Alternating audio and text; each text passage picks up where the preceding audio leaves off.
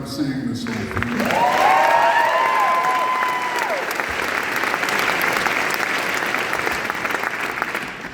And let's give it up for the Ballroom Thieves.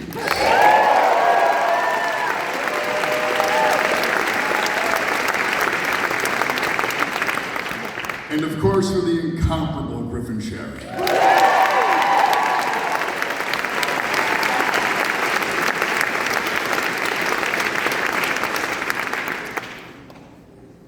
Music is energy. You can feel something in the room. I can feel something in the room, and it comes from music. Movements require energy to sustain themselves, to keep us motivated. And movements require music. They always have.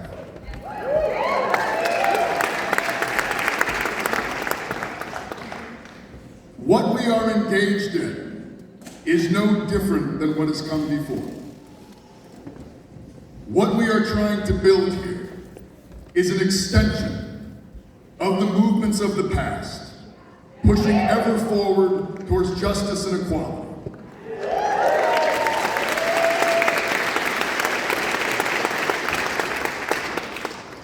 In those movements, song and music was a necessity.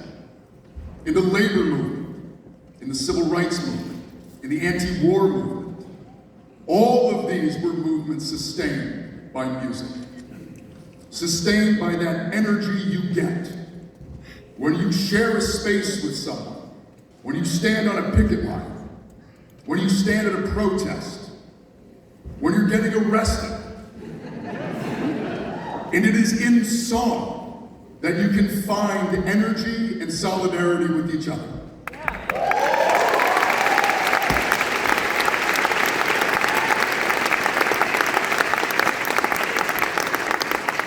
It's probably no surprise to find that the Ballad of the 20th Man is one of my favorite songs.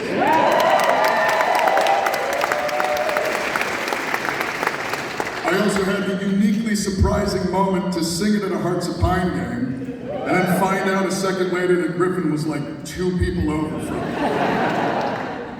Personally, that was a very wonderful experience.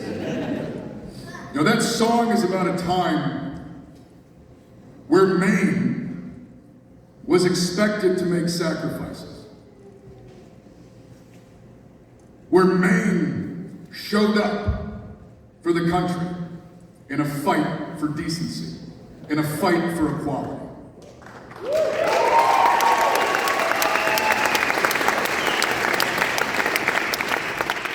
We have that song because Maine did its part.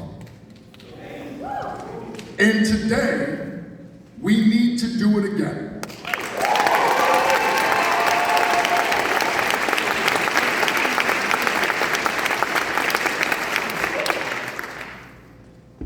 Our democracy is under attack.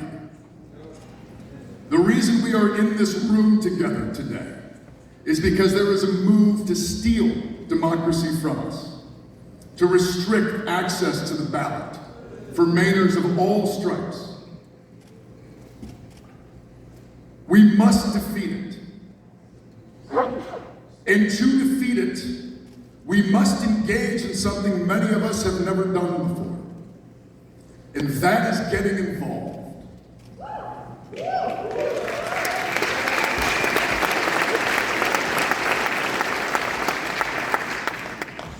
For those of you in this room who have ever organized before, you know that organizing is fundamentally difficult. It requires you to go out into your community and tell people what you believe. It requires you to have conversations with people you know you are going to disagree with, and you have to have them anyways. And you have to remain open and empathetic and compassionate, understanding that not everyone is where you are now, but that there is hope. There is hope in the ability of people to change.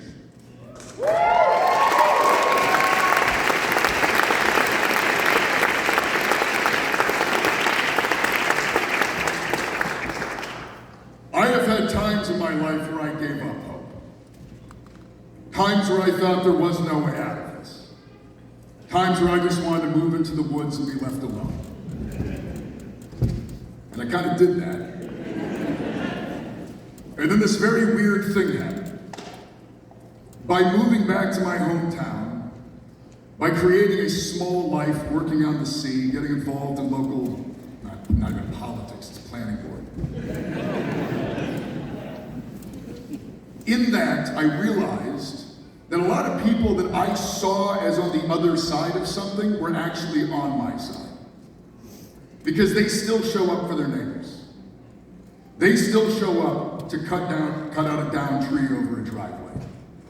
They still show up to help deliver food to the elderly or the infirm in their homes. They actually have the exact same values I do. We have a definition of politics today that I think is not accurate. We have a political system that frames everything as our divisions between each other. It is a politics of polarization. It is a politics that requires all of us to think that we are different from our neighbors. But when you spend a lot of time in the state of Maine, you realize that Mainers have everything in common. You realize that when the hospital closes, it doesn't matter who you voted for. When people can no longer afford a roof over your head, it doesn't matter what your voter registration says. Those are the material conditions that we live in today, and they're going to get worse. And we need to engage with a different kind of politics now. We need to reconnect with the reality of politics. And that is what is happening here. Politics is not about the TV ads. It's not about the theatrics. It's not about the campaigns. Politics is about building power. Building power in your community. Using that power to press back against the system. To press back up against the establishment. That is politics.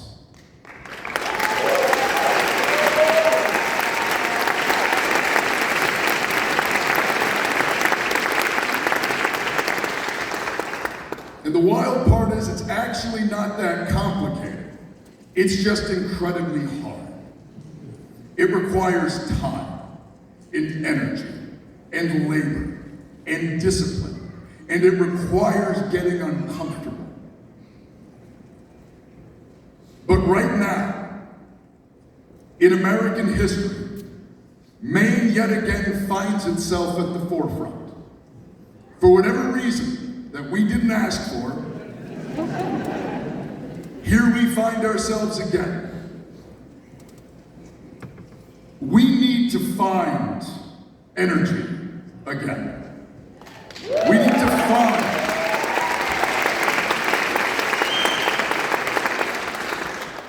to find our power again.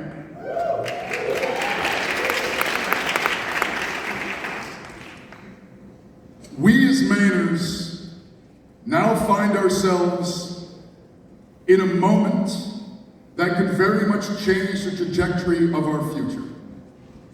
And it is our time to rise to the occasion.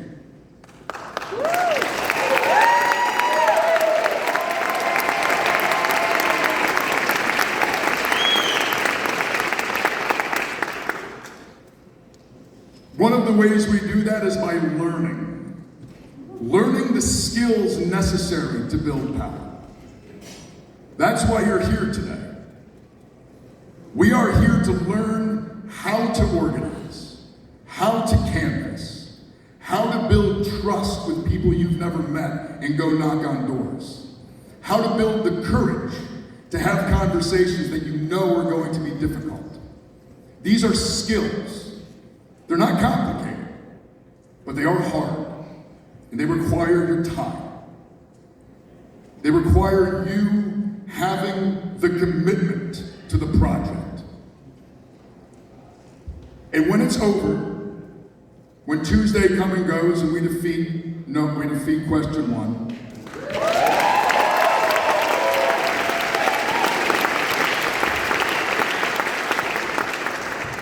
When we have protected democracy in the state of Maine,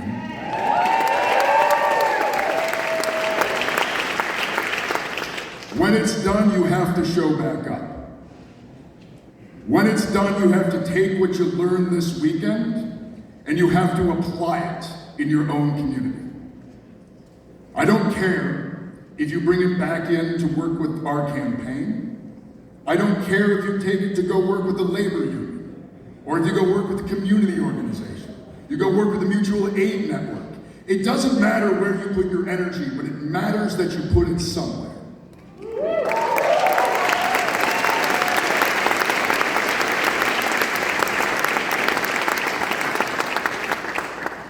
One of the other things we have to do once we have beaten this back is we have to continue protecting ourselves.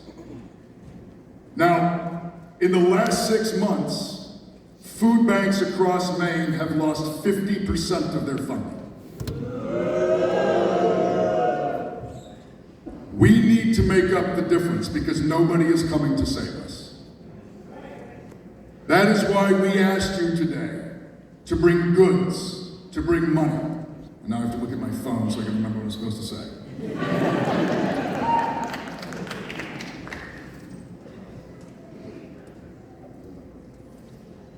The federal government is not going to show up and save food banks in Maine. Not now. We got to do something vastly different in our politics before that happens again. We need to make up the difference. So direct donations that you brought today, they're going to go to the food hub over on Preble Street.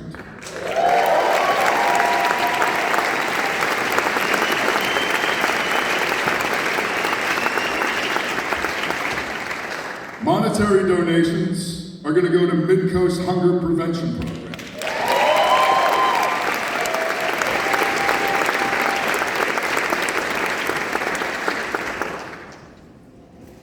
And after Tuesday, you need to show up to your local food bank. And you can continue supporting them. Put in the time. Put in the effort. Your neighbors require it. Your neighbors need you. And hopefully in all of this work, we are going to learn that we all need each other. And that it is in each other, it is in the people of Maine that we are going to find the energy. We are going to find the time. We're going to find the solidarity to build the power we need to change politics in this country.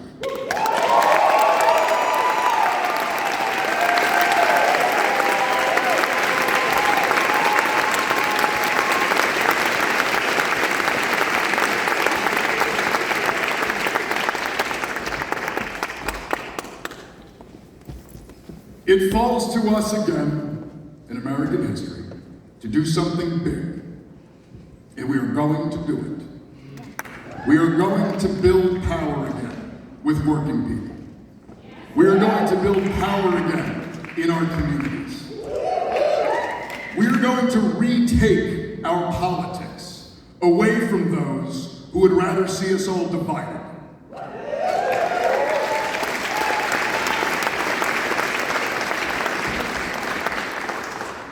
We are going to do it, and we are going to show the rest of this country the path forward.